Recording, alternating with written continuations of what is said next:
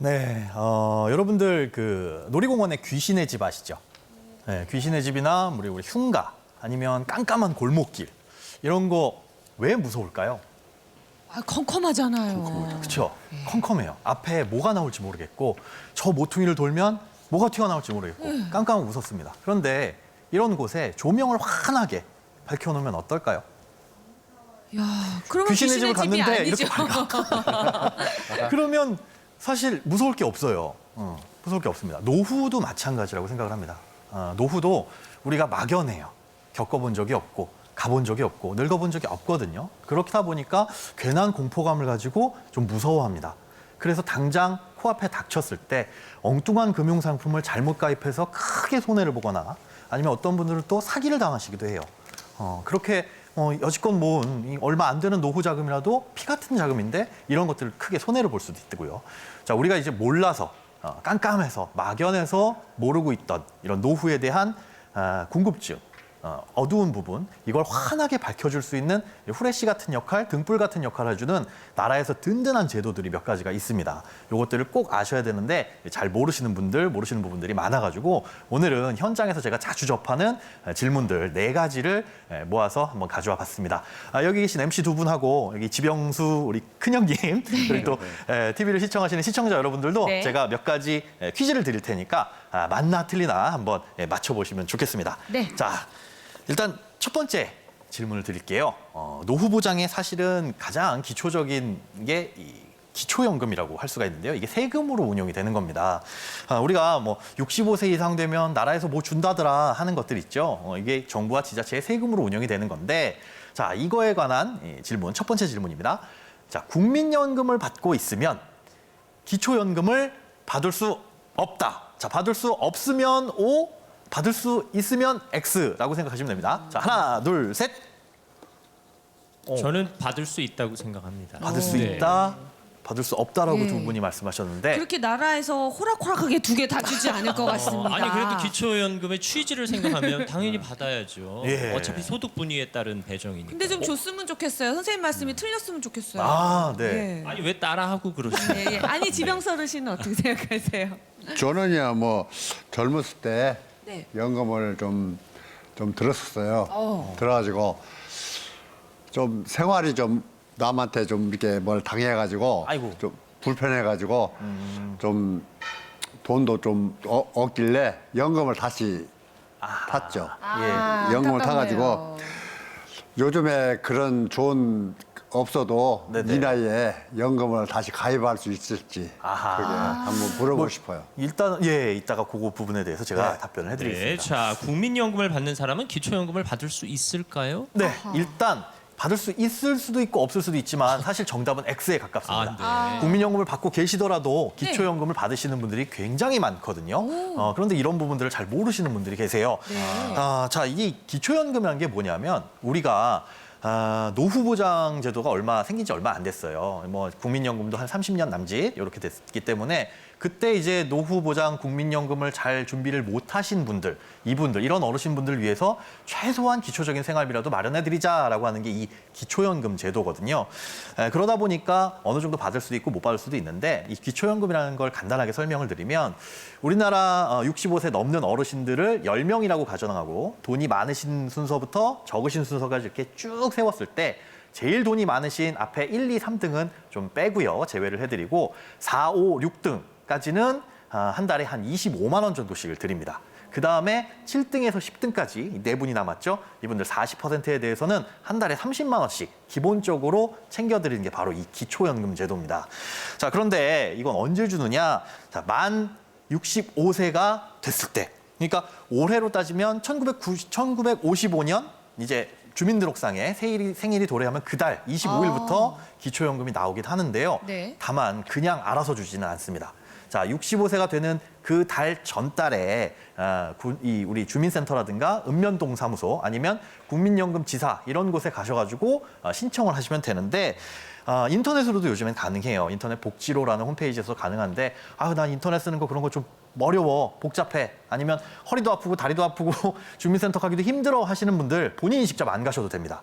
배우자라든가 자녀, 뭐 형제, 친족 아니면 가족이 전혀 없으신 분들도 계시잖아요. 사회복지사분들이 대신 해주실 수도 있어요. 그러니까 이런 부분들 알고 계시면 신청을 하실 수 있는데요.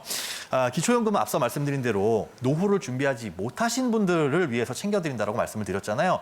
그러다 보니까 국민연금을 좀 많이 받으시는 분들은 기초연금을 좀 깎아서 드리거나 아니면 아예 안 드리기도 하기는 합니다. 자, 그러면 국민연금을 얼마나 받으면 내가 기초연금을 못 받게 되느냐? 지금 기준으로 봤을 때 한 달에 국민연금을 약 38만 원 정도 받는 것까지는 문제 없어요. 그러니까 38만 원을 넘어서 받으면 국민연금을 조금 깎아서 기초연금을 좀 깎여서 받을 수는 있는데요.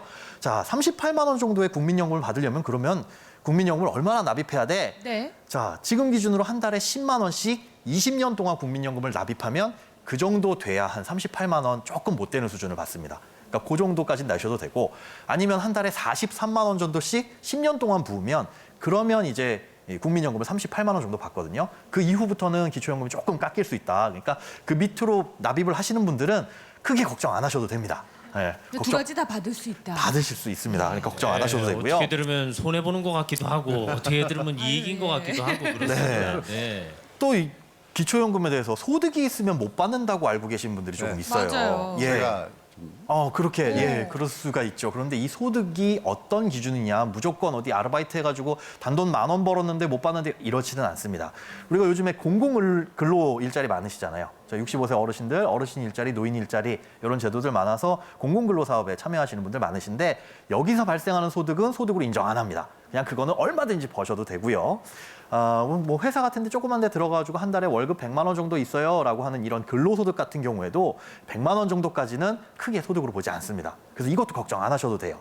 자, 100만 원 정도를 조금 넘게 버시는 거나 그런 부분에 대해서는 초과분에 대해서 일정 부분 또 가지고 있는 재산들도 있으시잖아요. 금융재산이나 뭐 부동산 이런 것들도 소득으로 환산하는 공식이 있어요. 일정 부분 조금을 이제 소득으로 환산해서 이런 거 저런 걸 다 합쳤을 때 한 달에 한 148만 원 정도를 넘게 되면 그때부터 이제 기초연금을 못 받게 됩니다. 그러니까 간단하게 한번 예를 들어보자면 어딘가에 취업을 해서 한 달에 월급 200만 원을 받으시고요.